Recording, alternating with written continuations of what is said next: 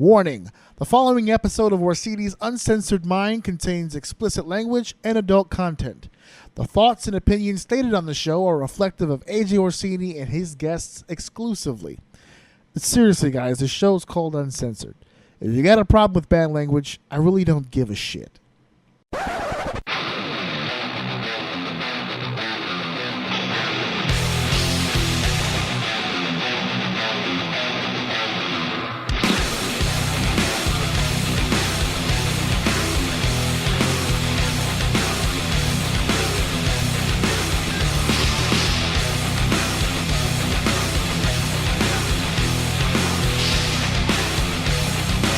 Welcome to Orsini's Uncensored Mind, and now your host, AJ Orsini. How the hell is everybody out there? This is your boy, your main man, your soul brother from another mother. This is your host of Orsini's Uncensored Mind. This is AJ Orsini, and I'm here with episode 129. Now, I want to take this time right off the back here and apologize for my late release. I did not get a chance to get this episode out the night of the usual schedule, which is Saturday at 9 p.m. because I has been on the road. I was traveling around doing stuff, making bookings, making towns, and there's going to be a lot of discussion going on with that. As soon as I get the green light to be able to talk about it, I'm going to do that here on the show and talk to you guys and let you know what's been going on with this newfound run with the wrestling business. But yeah, so we're going to talk about that a little bit. Today we've got some other stuff. All right, guys, so episode 129, I am bequeathing yet again onto all of you. 129. Yeah, I use the word bequeath. You can hear by the scoffs in the background, I am not alone. Once again, returning to the show, the Mrs. O is in the house today because we've got some shit that we need to discuss, and she's got all the information today. I don't got no information. I just came prepared. Because you come prepared? Because I did not like what you told me the other day, so I had to... Yeah, to the point where she had to do actual research, and she decided to be on the show today to clear the air and set the WWE straight on their bullshit because they're trying to force feed some nonsense. Revisionist history, as some people on the internet are calling it. This is, we're going to have a couple of discussions here, but we're not going to start off with the one that really, of course you're going to start off with that, but we're not going to start off with the conversation that we really got heated about. We're going to talk about some other stuff that other people are heated about. Look, for all you people out there, we're now starting off with our IHOP conversation. Yes, okay, IHOP Conversations. This is how we have dinner. Okay, this is dinner conversation because we weren't at IHOP for breakfast. We were at IHOP for dinner. So which is normal. Normal dinner conversation. Okay, over a turkey platter. I had the turkey platter. Yes, and over some mozzarella sticks with some sirloin tips. Okay, this was our entire 50 minutes of dinner conversation. Stovetop. And you know what? It's all because of moi. It's all because of you. You're the one. You're the mover and the shaker in this house. I am, and something he said stirred me up, and I said no. And this is going to be a difficult conversation to have because this is a heavy topic on he who shall not be named. Oh, can we? So yeah, well, we're going to save that. We have some other stuff we need to discuss first because I is pissed. So I needs to get some stuff off my chest here. Okay. For one of the most untalked about, yet talked about all the time in conversations besides Saudi Arabia when it comes to the WWE is the Hall of Fame. That's one of the most talked about things in spite of the fact that everyone refuses to talk about it. They all talk about it. The Hall of Fame was a joke. The Hall of Fame is nothing. This is what I hear every day. Hall of Fame is a joke. Hall of Fame is nothing. They'll put anybody in there. Vince's driver is in there. The celebrity wing makes it a joke. Blah, blah, blah, blah, blah. But yet, whenever they seem to make an announcement, it's all anyone can talk about is the damn announcement.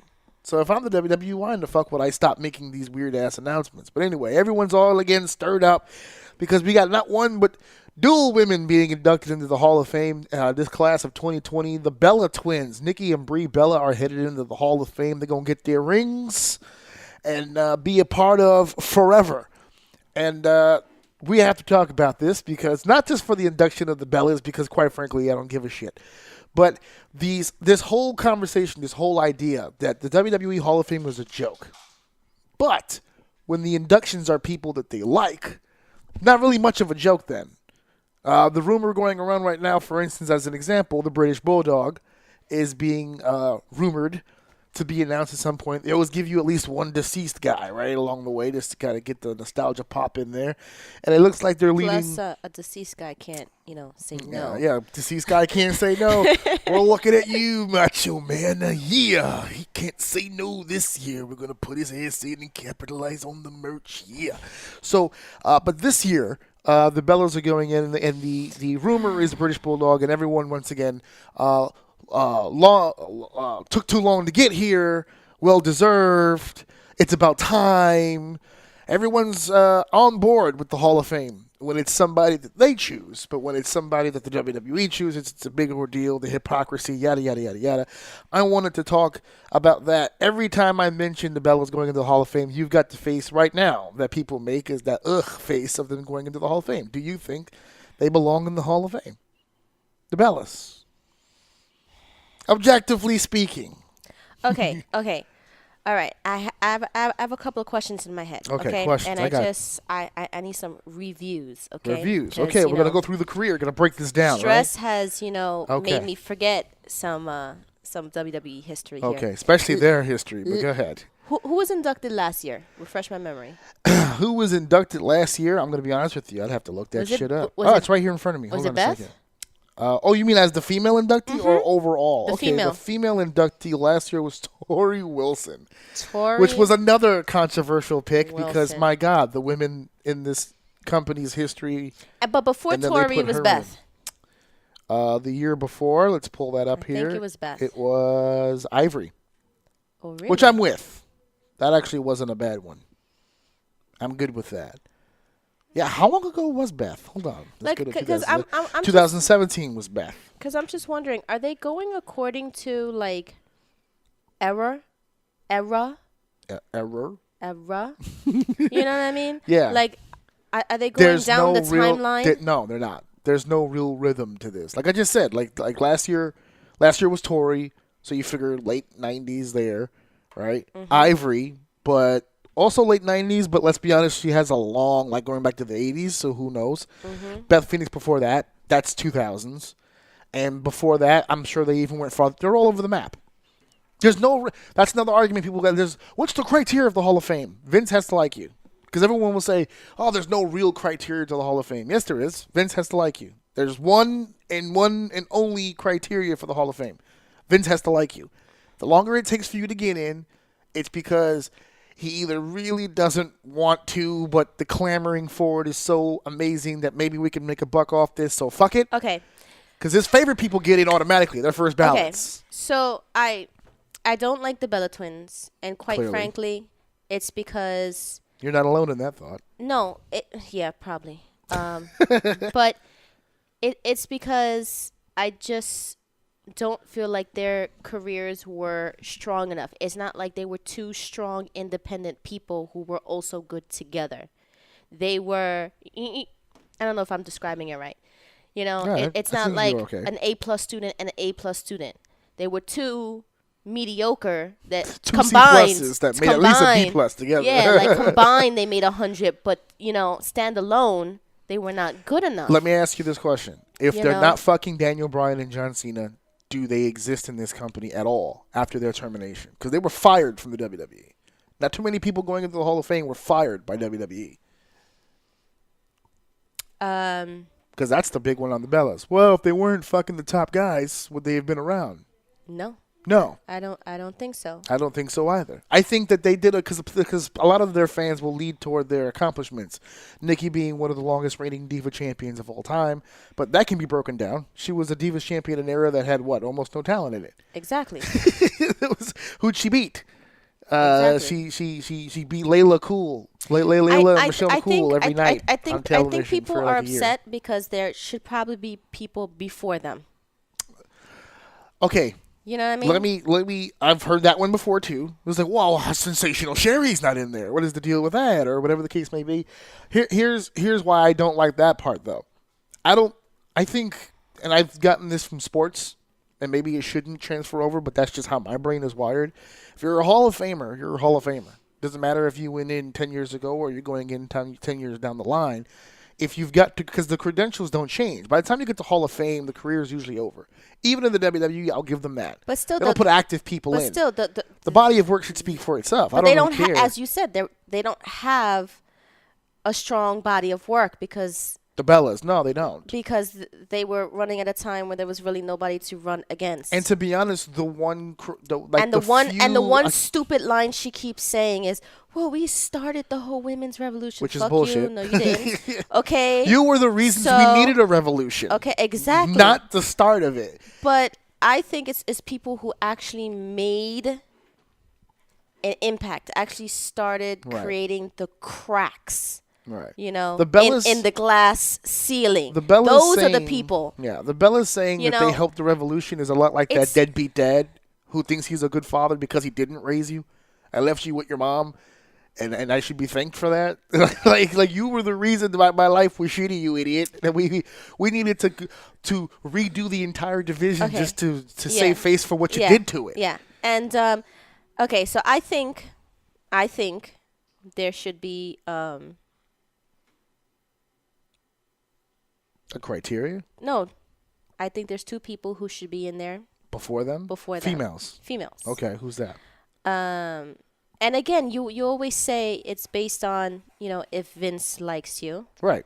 And probably Vince is not going to like this first person because it also dictates where you went afterwards. Mm-hmm. The Bellas are now all about starting their family, having children, birdie being mode. in relationships. They're all about birdie mode right now. Okay, they're not about continuing their wrestling career. No, they're not. It's not all about wrestling. It was never about the wrestling career for them. Yeah. So therefore, they haven't tarnished their WWE their reputation. brand is their brand. Yeah. You know what I mean? So that I think is what kept them in the running. But for the person I'm going to say probably did tarnish their record by going to another company after WWE. Mm-hmm. Okay, I think Victoria. That's a good pick. Should be but in before the Bella Twins, and she burned bridges. That's why she's not in. If you want a reason why she's not in the Hall of Fame, look back at that lawsuit for the concussion thing. She was on that list. I know. There's a whole. She sued them. That's why she's not in. There's a whole list of people, but everyone on that list sucked. They're not good. It doesn't even matter because Sable also sued them at one point. Yeah, but then they rehired her a year later because she's Lesnar's cock sleeve. It doesn't matter. That's just. Plus, Vince has always kind of had a soft spot for Sable. But I also think Sable should go in. He never had a soft Sable spot. should also go in. Okay. The only reason I would say yes on Sable is because at least she did it when there was no women around. She did it during the Attitude Era. The Attitude Era. She was one of their top drawers. Okay, and Victoria was during the. She's one of their top wrestlers. Attitude Era too. So I have 2 Attitude Era chicks. She was toward the tail end of the Attitude Era. She's more Ruthless Aggression Era than she is. Doesn't matter, but those are 2 great eras anyway that produced. Which we'll talk about more later. Stay tuned on that one. But yeah. But the only thing that people and I have a third person. Okay. Oh, you have a third person. I have a third person. Wait, who was the second? Okay, wait. Before I digress, but okay. Victoria, yeah. Victoria. First of all, Attitude Era. Okay. So there was a lot more competition during that time. It wasn't all hunky dory. Well, she came in with the Trish and the Litas and the Molly Hollies and the Jazz. And though the people she went against are already Hall of Famers. As a matter of fact, those are Hall of Famers. So she went against Hall of Famers. Exactly. And what I think is interesting too is that she was also a part of the first. Everybody's starting to think that now when it became a division. No, right? like all in the everybody's thinking now the women's division we're having the first this, the first that, the first this, the first that. She was in a first before there was first. Right. Like these last 2 years have been first everything for women, but she was in the first steel cage. Absolutely, first steel cage on Monday night with Lita. Exactly, before there was a first in every pay-per-view that we have now. Trish and Lita got the first main event, but Victoria and Lita got the first cage match. yes. So I think that's the reason why she should be brought in, and she kept that build up even in the next company she was in. You know what I mean? This is why I'm still mad that Trish went in before Lita. It's like she didn't just stop wrestling afterwards. Right. She continued. Tara. Okay. You can make an argument she was better in TNA than she was in the WWE. She got really good toward the end there. Now, till she blew those knees out. Now, Sable is one of those people that I'm saying made I some can see cracks. Cornette's head exploding right now. Just made some cracks. Uh-huh. And you need cracks first. Her popularity to brought break the belt the back. ceiling. I'll give her that. What happened? Her popularity brought the belt back. I mean, so I'll give her that. She was going through tables before these chicks are going through tables. Sable didn't go through any damn tables. Are you kidding me? She refused to bump. Tables? What tables? Then what am I confusing you with? Did Jacqueline go through a table? Jacqueline went through everything. Okay, so I'm confusing. She's in. Yes, so I'm confusing her with Jacqueline, but she went against Jacqueline. I thought, is Sable a Hall of Famer? Does she get in? I don't know. Now, the third person I was thinking, and you're probably going to say, and you're probably going to be like, nope, not going to happen till like years later down the road. Stephanie McMahon. Oh, stop. Why not? If Triple H can be in the Hall of Fame. But he's not. Yes, he is. DX is in. That's how he got in. But he still has a ring. He does. Okay. But he's also she should be in. Why not? No. Here's the thing. I do believe that she should be. I think she's had a Hall of Fame career. I do believe in that based on the storylines that she's been a part of since the start of her career. Yeah, I think she's been a part of some pretty cool stuff. But something about McMahon's going in just rubs me the wrong way. She should. Either one, like Shane, Steph, Vince. Like, I don't want to see it. I don't think Vince will ever get in. And if Vince can't get in, then Steph can't get in. Why? Because, come on. The McMahons going into their own Hall of Fame, that would just be weird. But that's the thing. If you are, it's not just, it's because the reason Sable's they should be, not listen, in the Hall of the Fame. reason they should be considered for Hall of Fame is because they do double duty. They're the ones that put themselves as a performer role. If you are a performer at any point in time, you should be considered. They weren't just always behind the scenes. Because they put themselves on camera, they should be considered for Hall of Fame. Character-wise, you mean? Yes. Yeah, but even because their characters they put themselves in. If you were always a CEO, but you were never on camera, you should never be considered for Hall of Fame. But because you put yourself on camera and made yourself a performer, was there backstage. Vince was always the owner on camera. Steph was always part owner. But they still wrestled in matches. That's still management. But it doesn't matter. They were still performers. As long as you are a performer, you should be considered. But there's people in the Hall of Fame who aren't performers, including people in production. That's another person that people keep trying to put in. Jim Johnson, the guy who created all those classic themes like Taker and DX and all that other stuff. There's people actually clamoring for non-wrestlers to get in. So I don't know if people are going to support that argument because they're like, wait a second, God damn it. Like you just said it, non-wrestlers, but they are wrestlers. Wrestlers, non-wrestlers, it doesn't matter. People are still from all walks of life trying to get their quote-unquote their favorites in. There's people actually still of the belief that Earl Hebner might get in. You know, the referee that was there for a long time. He deserves to be in the Hall of Fame. But Survivor Series 97 will stop that from ever happening. But it shouldn't. Earl did that thing in Survivor Series because Vince asked him. So you would think that the one thing that defines Earl is the one thing Vince told him to do. You think that would not be a reason for him to go into the Hall of Fame. But Brett went in when we all thought cold day in hell, right? Wasn't that the opening to his Hall of Fame speech? Well, I guess hell froze over or something like that. Well, I guess hell froze over because he's back. Brett came back. Niggas was hugging on camera. They had a match at WrestleMania. No Earl? Come on, brother. Come on. I could sense it in the air. But Earl also went to another company.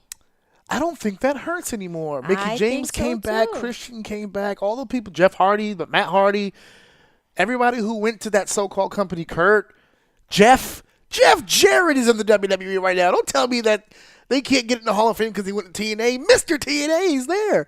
AJ Styles, Samoa Joe, Robert Roode. Almost the whole roster from NXT at one point was all fucking TNA. I don't think they have that big of a problem with TNA at this point. I mean, a lot of their guys are from there now. They've been talking to James Storm to come back. No. But those guys are different because it's not like they were in the WWE, went to Impact, and then came back to WWE. But they were persona non They all grata. started on Impact, and then they came over. Right, but I just gave you a list of other names that were WWE superstars that left and came back. The Hardys, Christian, Kurt Angle, Rhino. There's a long list of guys that went and came back. And that's money, and that's Earl's business. a name, or it was. Earl's not a name. Earl was a name in the 80s and 90s. He was. He deserves to be in the Hall of Fame. Was. 80s and 90s. I would make a strong argument. No. You lost your argument right there because you said was, and you said 80s and 90s. Yeah. Not now. What does that matter? Hall of Fame is a collection of a career. Not now. Now is irrelevant. There's a lot of guys that aren't wrestling right now who should be in the Hall of Fame. Nobody's thinking about Earl right now. That's not a qualification for a Hall of Fame, though. There's guys they put in baseball players from the 40s. No one's thinking about those motherfuckers, but they're a Hall of Famer because of their careers and their numbers. Earl's got the numbers. What career? 20 what plus. Numbers? He was the head referee for the Major Wrestling Federation for a 20-year span. 20-year span. And main evented Hogan's, Warriors, WrestleManias. The guy, every main event you saw in those pictures, he's sitting in the background with the stripes on. He might be the greatest referee to ever do it. No. Although there might be some NWA people who might agree with that. I have a better referee. You have a better oh, wait a second. That's called, like we call that in the industry, bias. You are biased. Go ahead and share the name of this referee. It's too good a name. I'll always forever. He'll always be Lil Nate to me, son. He'll always be Lil Nate. But again, he was put on camera for a little bit. They used him as more than a ref for a little bit. In WCW, WWE never did that. They did the opposite. Not only did they not put him on camera, they put his ass on ring crew. He's been ring crew for the WWE since WCW collapsed. So they reversed it. They didn't. Not only did they not use him in a high situation like WCW was using, they demoted him down. He's barely refs anymore. He's almost just ring crew at this point. Because you barely ever. The only time you ever see Charles Robinson put on the ref shirt is like legend matches, like people who like respect him from back in the day, like Taker matches, and Edge has used. We're probably going to see him a lot more now with, hey, you in the background, shut up. So anyway, yeah, my son's in the back playing with his iPad, and it's getting me bothered over here. So we have other members of the Hall of Fame going in here in 2020. Bautista will be heading this class. You didn't know this. Look at this. He's the head of this class. He's our main eventer going in.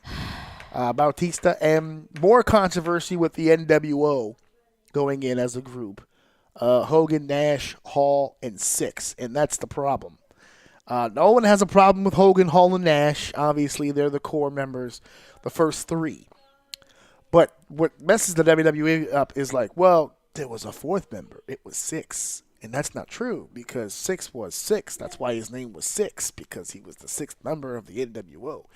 It went Hogan, Nash, Hall, followed by manager Ted DiBiase and the Giant, a.k.a. The Big Show. He was 5. Followed by Sean Waltman, X-Pac, otherwise known as Six. That's why they named him Six, because he was the sixth member of the NWO. Obviously, they're not going to put Show in with the NWO for the NWO. For those of you who don't know, yes, he was a member of the NWO, but the minute WCW collapsed, you couldn't pay Big Show enough money to stop talking shit about the NWO almost on a daily basis when WCW ended. He shat on Hall and Nash and Hogan for so long. No way that gets in. Ted DiBiase would be nice as a part of the group for a Hall of Fame, but his son, and actually both of his sons, now that I think about it, are kind of in legal hell right now over some, $1-2 million fraud case going down there in the state of Alabama. So no DiBiase on this one. So they went to the safest bet, former drug addict and best friend Sean Waltman and X-Pac. So that's the other member coming into the Hall of Fame. There now, X-Pac's going to get 2 rings, as opposed to some of these great performers throughout the years who only have the luxury of getting the 1. We're getting to a point now in the Hall of Fame where 1 ring's not enough. We got 2-time winners, 3-time winners coming in here. I mean, we're going to start having championship. They're going to start looking like Jordan with all these rings here. Flair went in as a horseman and as himself. Hogan now goes in as himself and now as a member of the NWO. Triple H went in as a member of DX, but he's going to go in at some point on his own.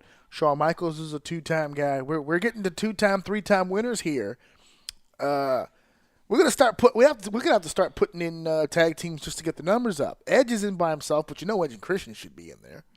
That's an obvious one. I'm not happy about this. You're not happy what? NWO, but all of it, right? Batista, NWO, or Bellas? Well, first of all, I was never a Hulk Hogan fan. Okay, fair enough. So I wasn't either, a fan when he was face or when he was his semi-heel. I don't give a shit about either of them because I respect wrestling, and I don't think I grew up he with wrestles the NWO. well or knows how to wrestle. I don't know. He can wrestle. He can't fucking wrestle. He can wrestle. He can't. I always tell people that you got to go to.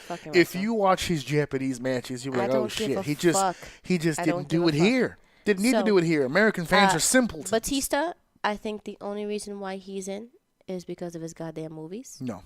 Yes. Come on. If he didn't do movies, his career wasn't enough to go in the Hall of Fame. You're crazy. I fucking hate Batista too. But this isn't about like or hate. This is about what he deserves. No, he don't deserve shit He's either. got the credentials. I don't give a shit about his credentials. He was rolling with Triple H. So? Okay? What does that matter? Which is, you see, another reason why this is going to get heavy. I give him that. We might as well switch over to that now. No, because Triple H gave him the rub. Okay? We might as well switch over to that now. Next year, are we going to say Randy Orton? The whole Evolution crew is going to get rings? Yes, they should. Evolution should go. Oh, that would make Flair the 3-time if Evolution goes in. And they should. Evolution should get in. Oh, my God. I can't wait. The more we talk about this, I can't wait. First of all, this is a... So who are they missing? So they have... They need a dead guy. They have a male. They have the lead male. They have a female. They got a group. They have a group. They don't have a celebrity yet. They don't have a dead person yet. And then they need a Warrior Award person. Someone in a wheelchair or something. Whoever they want to parade out there for extra bucks. Maybe they'll go deep this year and get like a trifecta, like a cancer, paraplegic, I don't know, autistic kid to come out there. Celebrity. Who do you think should be the celebrity? Who should be the celebrity? I don't give a fuck who should be the celebrity. What about that? Fucking hell. It could be literally anybody. Who gives a shit? It should be Ronda Rousey. That's the celebrity? That's hilarious. Because she came in.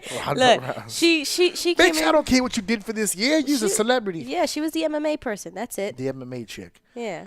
Yeah. Everyone wants to see Becky. See, I said Ronda. person. I kept it neutral. You like chick. Nah, she's a chick. Yeah, she's got a vagina. She's got breasts. She's a girl. And then the dead person, we're saying British Bulldog. Rumor. Well, that's been one of the rumors.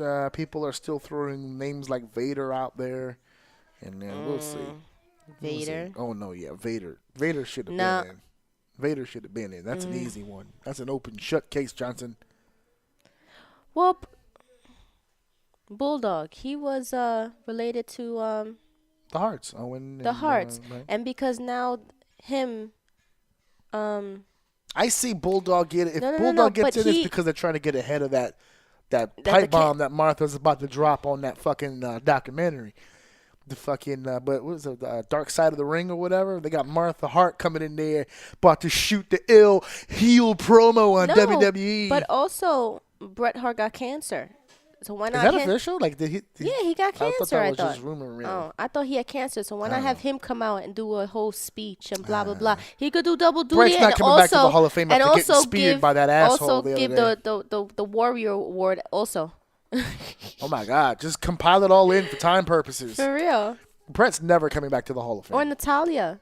They have somebody built in to kind of give a speech. So Natalia is just going to fucking induct all her family members all the time? All the time. Ever, forever, until the end of time? Exactly. So is that her only purpose on this card at this point? Yeah. Because that's the rumor going into WrestleMania. We're maybe looking at Natalia. And I hope that when somebody finally inducts her, they call her Grandma Natty. Oh, God. They need to. Cat lady. They need to. She is. Oh, cat lady. She's Starfire. Let's transition into our other IHOP. She's Starfire. She is the cat. The lady of the cats. Our other IHOP conversation that we had. Okay. This one's gonna take some time to explain. No, it's not gonna take some time. Okay. So I had been looking through the internet, and I see headlines all the time, on different websites, and there was one talking about different eras. And there was one era, Ruthless Aggression, and for some reason I had not heard of that. And I was like, there's more than one era. I was like, I've heard of the PG era, Attitude Era. I was like, there were other eras. So that started the conversation. I hadn't heard of Ruthless Aggression. I've heard that phrase, but I didn't know it was a whole era in of itself. Then you hit me with the current era, which that pissed me off. The reality era. The reality era. I don't make this shit up. And then I said, okay, well, let's discuss this. I was like, let's discuss each era, and who do you think would be the top person in each era? Right. So we started out with the classic. We went as far back as the golden years. Oh, golden years. Sorry, golden years. And you said, which I would probably list that from about 80, we'll say WrestleMania time, so about 8, because I didn't want to go back into the Backlunds and the San Martinos.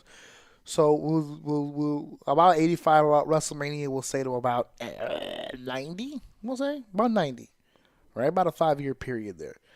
And do you want me to say the name that I said? Yeah, okay, all right. So the person that I thought, it's clear number one for that era, Hulk Hogan. Right? That was a clear number one to me. And then we said if we had to choose a number 2, probably would have been the Macho Man. Would have been the Macho. And for all those people who like to People input others, their likes, they would have gone, oh no, definitely Macho, because they like Macho over Right, that's Hulk. that was the argument I made for Okay. Hogan. It's like if you don't pick Hogan for that era, you're picking your favorite, or you're picking ones that you like or don't like. And it's you're gonna not be Macho. picking the obvious one. It's gonna be Macho. And it probably would be Macho, right? Now the next era is. Oh yeah. So after that, I think I said was it 91 till about I'll say 95, maybe 96, like bleeds into. But that was the new generation. So the name that I had picked was Bret Hart. And then I thought, because this one has a really strong number. I know. And the person that I was thinking about when you say that, I was thinking of Shawn Michaels. Shawn Michaels. Right. And again, he would be a close second for all Very those close. who would I choose could hear their an favorite. argument about that one. You know, again, it will be those people. No, I don't think so. I want. Yeah. So Shawn was having great matches during that era, but Bret was the one on the main event. Yes. So I mean, like I was always one step behind Anthony's pick. Orsini's pick. Yeah, you do that every time. It's all right. You have sex with me, so it's cool. But we then the next era after that is next era after that. Like again, it bleeds 96, whatever. But we'll say late 96 to about toward the end of 2001. That is the Attitude Era. Okay, and now that one also has a very strong 1 and 2 punch. All right, this is where the argument is that if you don't pick anything other than this person, then you're picking the one that you liked, not the true number one. Okay. Stone Cold Steve Austin was the number one man of that era. I agreed. Right, but I agreed with that. It did have a very strong number 2. Who did you think was strong number 2? The Rock. I know. No. Okay. No. Why? No. Who else? I had no strong second. I agreed with. Oh, You think Stone Cold was the far and away? That's yes, it? there was no close second. Rock's up there. No. As a matter of fact, no. I think it was Hogan that said that if Rock had played, so to speak, quote unquote, in any other era, he would have been number 1. But because he played in the era of Jordan, no rings for him. Oh, that brings up a good point right now. Would you consider Stone Cold a top face or a top heel during that time? Oh, top face. His heel run was a failure. And then the heel run came out toward the end when they were trying to refresh and it didn't work. That's why they moved him immediately back to old babyface. He's an anti-hero. It's the only way that his character works. Okay. He was so good at it, he fucked up wrestling forever right after it. I don't know if you were here for that conversation we had on the show, but Austin's babyface run was so fantastic and done so differently from everything else that it ruined every babyface after that. But yeah, Stone Cold's clearly number 1. And then what became really controversial was this whole Ruthless Okay, right. So the reason why this even came up at all was because of this era. Because you said, oh, they're doing a documentary series, and they named blank as the top person for ruthless they hinted aggression. At it very, very and strongly. My first reaction is bullshit. Now, originally, I think you said bullshit because you just don't like the guy. No. But you started backing it up. No, it's not that. It's okay. First of all, if I just went on the fact that I didn't like this guy, I wouldn't have said that he would have been a top guy for another era. I did say that this was the wrong era. He should have been the top guy for. He should have been the top guy. Wrong decade. Wrong era. Wrong era. He is the top guy for the other one. For PG era. The 08 to 2013. Okay, that's his top. That is his era. So it's not that I just hate him. I have to give him some type of props where for the other era, where it belongs. It was the other the PG era of 08 to 2013. Okay? But for this one, it was completely wrong. First of all, when you think ruthless aggression, I do not think of him, of his goody two shoes. And he agrees with you. If you watch that documentary, he states he failed in the beginning of that era. Okay. I like when I think ruthless aggression, I think of doing whatever it takes to get to the top, to maintain yourself at the top, and when you lose it, you go back to the top. No matter what. On top if you stay on the top and if you lose it, you're just griping your way to get back no matter what. And so the person that we had been discussing, which is going to piss people off, but was Triple H. That was the one that came up. Okay. Because when you start looking at those years. Okay, so Triple H. So, again, I had to do my research because I don't like to say anything without backing it up. Okay. And we both realized that he who shall not be named, you can't see me, don't want to see him. No longer seeing him. Yeah, no longer seeing him. He wasn't anything. He debuted anything worth noting until the last 2 years of ruthless aggression. Like maybe 2 or 3 years. 2 or 3 years. About 05 to 08. But again, if you are going to be the even 05 is like. But the first thing that they got me is that if you are going to be considered a top person in a whole era, it has to be for the entire time period. Start to finish. From start to finish. It can't be the first 2 or 3 years he was hot. Start to finish. It can't be the last 2 or 3 years he was hot. It has to be the entire time he was hot. That means he was put in many main events, won many in championships, was in the best storylines. Okay, took up all the TV time. Took up all the TV time, was the most memorable, most talked about, and even if he was hurt, people were still talking about him. Where when he came back, it was a seamless transition back into things, right back to the top. And Triple H was the one because he came into 02 winning the Royal Rumble. Then he followed that up with winning the undisputed WWF Championship in WrestleMania 18.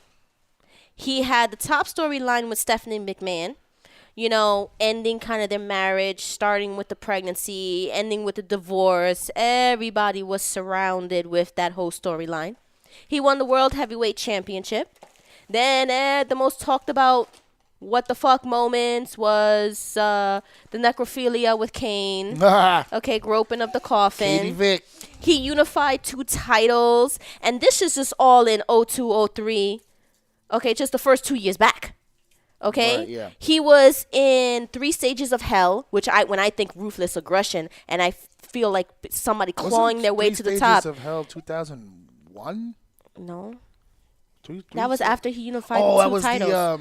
Yeah. So, I mean, that's what I think. That 3 Stages of Hell, he went through all those stages. You need to have ruthless aggression to do that. You need to embody that. There was a strong argument during that year in particular that he might have been one of the greatest heels of all time. That's the thing. See, there were a lot of people, they were like, he might be the best heel greatest that ever heel. did it. But when you think ruthless aggression, I don't think a period for a baby face. When I think ruthless aggression, I'm thinking that is a time period for a top heel. A heel has to embody a ruthless aggression. Aggression. Okay? And he followed that by creating a stable. John Cena can't pull off a fucking stable to save his goddamn life. Okay? Then he won the World Heavyweight Championship again in 2008. Had the Reign of Terror. Again, Reign of Terror. You need to have Ruthless Aggression. To give that belt out. To have a Reign of Terror. You don't even have notes for 2004. That's how stranglehold he had on for 280 days. I mean, he kind of... No notes for 04. He lost it. He gained it back. He lost it. He gained it back. I mean, didn't matter who touched him. He had it right back. He had the gold all the way until 2005. You were even looking it up. 9 out of the 14 times he won the championship was during the Ruthless Aggression period. Absolutely. Okay, and then he ends it. I didn't even know with that D-Generation Reunion. So he made a tag team group that hadn't been mentioned for a while, back in the limelight again. Right. After a stable. Everything he touched was turning to gold. Okay? Well, not all of it. There were a few balls and some strikes. But I mean, he was still on top the whole time. The entire time from 02 to 08. I think you made the example that, because remember we said in the documentary that they were building up John. He failed in 02. Started picking up some momentum in 03, 04. The Thugonomics thing got hot in 05. Bam, he's off with the championship. But they did not, even with the belt in 05, within the locker room, they didn't see him as the top guy until WrestleMania 22 in 06 when he wrestled who? Triple H. That was the match where people said, okay, he's for real. Yeah. That match was so good, they wanted to do it the next year. He was supposed to wrestle Triple H back-to-back to WrestleMania 23, but he didn't because he tore his quad in January, and they audibled him out and put Shawn Michaels in instead. So if you're looking for a name, that was the name that shocked me. Yeah, and I was like, I didn't really think about it that way.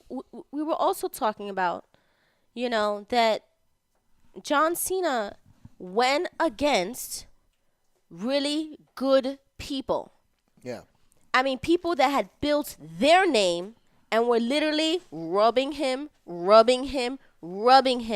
until he went up to someone who was also trying to get the rub.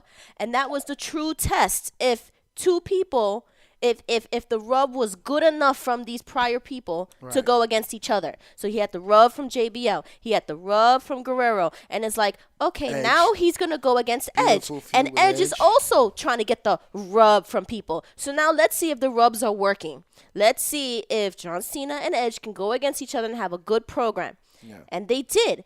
But again, as you, and you said this perfectly, he had, all these programs were heel-led. He was not. I really feel like those. He was not leading. Heel-led. Yeah, he was not leading this. They went out of their way to make sure he looked like Superman by the end. Exactly, they made him look like Superman. Yeah. He did not make himself look like Superman.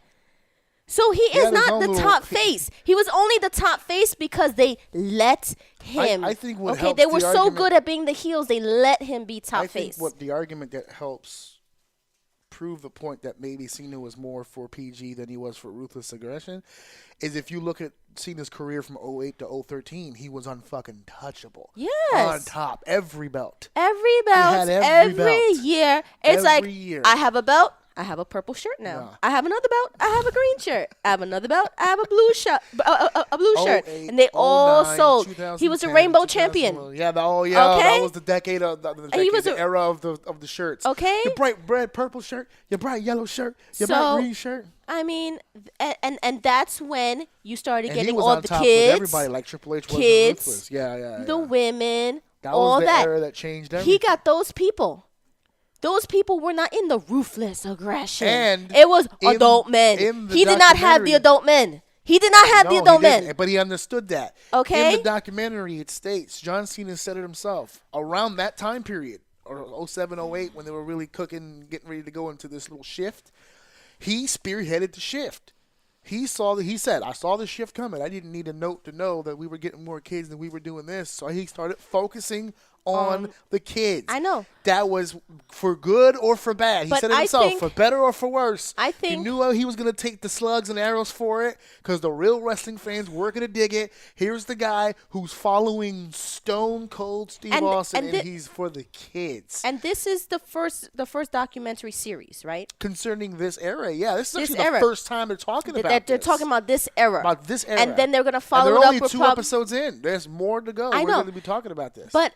Again, I feel like the only reason why maybe they didn't name Triple H is because they didn't want to make it appear as if Triple H is up his own ass right now. CEO, right. Of course, he would name himself the top person during that era. Or maybe they're saving his ass for last because in the very first episode, there's only been 2. The Cena episode was second.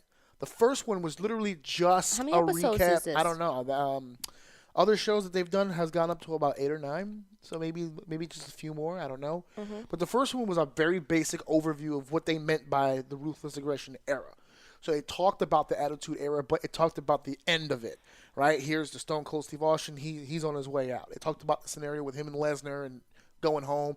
Rock's getting that Hollywood bug. They're losing their top stars. How did we survive after losing 2 of the greatest stars of all time? Here's the story. Like, that was episode 1. But in episode 1, all the top stars from that era, both Ruthless Aggression or Attitude, if you were in the building during that transition, all of the performers gave a lot of credit to The Undertaker for sticking around and working as hard as he did, and to Triple H for carrying the ball for as long as he did as well. He carried the ball. If you look at the numbers, now I'll give it to you. John shows, Cena did push him forward into the next era, which is how they got most of their money and survived. Because he did bring in the women and the children. But the ones and who that's took what the really bullets from Attitude Era to Ruthless Aggression was Triple H and The Undertaker.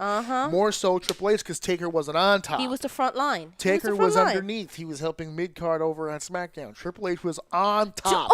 Do you remember that? Do you remember that movie where the guy went up top and he was a medic and he was saving everybody and he was like, please God, just let me save one more. That was Triple H. Please God, let me just push one more person. Please God, let me just push one more person. Please God, let me just push one more. Ridge, yes, like that? He was just like, please, come dear on. God, let me just save one more. One more, just one more year. First just one more year. Just one more year. Okay, and that's what he did. Just one more year. Just one more year. Let me just push it one more year. One more year. And then he finally said, okay, this is going to be the era of Cena. Yeah. And they that's needed to go back to the babyface route. And that's the era where I vomited the most. This is the reason why this is how Triple H pulled off the Reign of Terror. Because if you listen to him tell the story, that's exactly what happened. He said, in his own words, in his documentary, not the Ruthless Aggression one, but he said this during My Time? I forgot what it was. He stated, anybody that would have followed Steve was dead in the water. And he's right, because Steve fucked up babyfaces forever. We could never get another white meat babyface ever again, thanks to Stone Cold Steve Austin and his portrayal of the anti-hero. No babyface will ever match up to that, ever. It's fucked, right? We have to find a new way to do this. So in Triple H's word, the only logical step after an anti-hero of that nature was a badass bad guy. He said we needed to build a bad guy that was so bad that it seemed almost impossible any babyface could beat him. That way, when we built the right babyface and it was time for him to slay this dragon, he would be seen as the ultimate babyface because he slayed the one dragon no one else could. So he goes, so I ran for a year trying my damnedest to be the biggest asshole on the planet so that whoever it was on that following Mania was going to come out and take that spot and beat me and be like the greatest babyface, like probably of all time, blah, blah, blah. And of course, because it worked out the way that it did, Triple H said, we didn't know it was going to be Cena. And Cena said it and Triple H said it. Triple H hated Cena's guts. Hated him. Didn't think he could work. Didn't think he had a good look. Didn't like him at all. Triple H said, for all the people who go out on these shoot interviews and go on radio shows and talk all this shit about how I buried them and how I politic them out of the business and all that. So he goes, 90% of that shit is bullshit. But Cena has a legit gripe because I did try to fuck him. I did try to hold him down. I did try to fucking politic him out of the company. I didn't fucking like him, but he fought back. Everything that I sent to him, he fought back, and he made his way to the top. And he proved over time that he could be a babyface for this company. So when it was time at WrestleMania, here's the big bad heel now on top. Here comes the babyface champion. He needs to overcome the big bad heel in order to be the face of the company, and that's the way that it worked out. But, again, I think personally that story is bullshit. I think he wanted to be on top because he wrestled in the era of Jordan. He wrestled in the era of Steve, and there was no Rock around. So I'm sure he looked at that, salivating, drooling out of his mouth, and said, finally, it's my time. And it was his time, but he's not giving himself credit for it. But they did book it, when you really think about it, over the long term. Look back at the beginning of that Ruthless Aggression era when Vince did that whole speech. I'm looking for ruthless aggression. Who among you will be the next legend? And the person who actually answered that call wasn't ringside because Cena wasn't a part of the main roster yet. He was in the back. But he told the story. He goes, I heard the speech. I was in the building. I heard it. And I thought, why not me? But no one at that time in 2002 legitimately thought he would be that guy. Nah, but he is so that Triple guy. H ran and ran and Triple H ran with the ball. It's his Triple H's time. That also raised the question of, can a heel be a top guy? And I think nowadays heels can be top guys. I have to agree with that because heels are seen differently now. Yes. People cheer the heels now. Wasn't it like a couple of years ago where they were promoting Seth Rollins as the top guy, but he was a heel? He was with the Authority. Exactly. Right. He was Triple a heel. H was using his old formula. We're going to push him on top the entire time. He's going to run through everybody. And eventually, when we're going to get him to WrestleMania, he's going to put over that next babyface. It turns out not to work out that way. See, with Triple H, it worked out because he forced the issue. A lot of people will say, well, Seth Rollins failed at it because that was when he got the injury and he didn't make it to Mania that year. He had that big push as the champion, and he never got the chance to go to Mania because he got injured. That's when he blew his knee out wrestling Kane or whatever. And he was like, well, Triple H used his formula. It didn't work with Seth because Seth couldn't hold up. Bullshit, folks. Go back to the tape. Triple H injured the same fucking leg that Seth injured, but he spent the latter part of that term, though you brought it up, when he dropped the belt to Goldberg toward the end there at the Elimination Chamber, and then eventually got the belt back from him at Armageddon. If you watch the videotape, ladies and gentlemen, you'll notice something very interesting about Triple H during that time period. He's got a taped up leg. You know why? He hurt his knee. Same as Seth Rollins. You know what the difference was? They let Triple H rock. Because in that decade, that era, you could wrestle hurt, no one gave a fuck. Now, with lawsuits and medical staffs, they wouldn't let Seth Rollins get back in the ring. If you'd let Seth Rollins wrestle, he would have wrestled. Because with a broken leg, Seth Rollins can still go out there and put at least 4 stars on the map. But we're in a different era now. We're in the NFL era. They won't let them go out there and wrestle. This is the reality era. The reality but era. But again, yes, I don't think it should be the reality error. I think that has error. Sorry. It is an error. That era, I think, should have ended a couple of years ago. I mean, a lot of this reality stuff has kind of slowed down a bit on all these reality shows. Know because they're starting that era. This era. How long has NXT been out? At least like 4 years now. As a brand itself, as a show. Not the USA Network. I mean, like since like it became like a thing on the network or whatever. Yes, about 4 years now. Not like the contest with the barrels and shit. Yes. You mean like a show? Yeah, about 4 years now. Longer. 5. So not 5. I feel like for the last 5 14, years, NXT era. No, it is the independent. It's the the indie era. The indie era. That's what you were saying. That's what I was. That's what I'm hashtagging it. I'm quoting it. Yeah. That it's the indie era because now everybody is heavily focused on who is promoting themselves in the indies, who is creating them. My only problem with calling it the indie era is that it gives the impression to casuals that everybody's the indies trying to is actually good. No. There's no. It's because there's just more, quote unquote, like more wrestling in the indies. You know what I mean? They see more wrestling done. The indie scene right now in the United States is not nearly as good as people would have you believe. It isn't. It's filled with a lot of garbage, and there's a lot of exceptions in it. But they have done a good job of picking the right best people, right. garbage. And that's okay. You can pick picking the best garbage. They dust it off. I found this nice couch over on the side. It's still functional. We just got to wipe it down a little bit, polish it up real good. And then we can put it in the house. Yeah. I'm in the indies, so it's hard for me to say that, but I'm just being honest. I go to a lot of shows that are not good. I know, but they're picking the best indies. But I would consider. Uh-oh. What would you consider?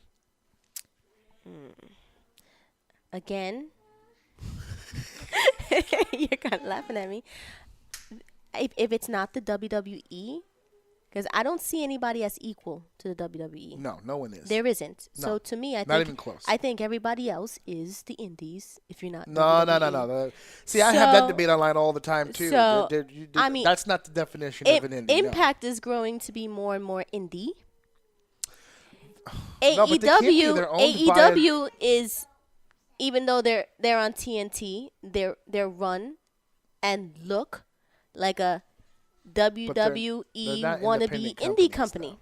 Though. They're all owned by LLCs. Indie companies fund themselves. They're not being funded by themselves. No, the look and the style. I know what you mean by that. I know what you mean by that. But they're not actual independent companies. Like, it doesn't matter if a small mom and pop shop did like a hobo chic, but if Macy's or Calvin Klein did a hobo chic, you know what I mean? That's the problem I have with AEW. AEW. Better. AEW you know what I mean? Looks like it's a kiosk still the same style. It's still got the same style. Just one is more expensive than the other. Yeah. Okay. That's the problem I have with AEW. AEW looks like a kiosk in the mall. It's like, you ever seen like the kiosk, like a real popular kiosk where there's a bunch of people, the cell phone thing with the shirts and stuff.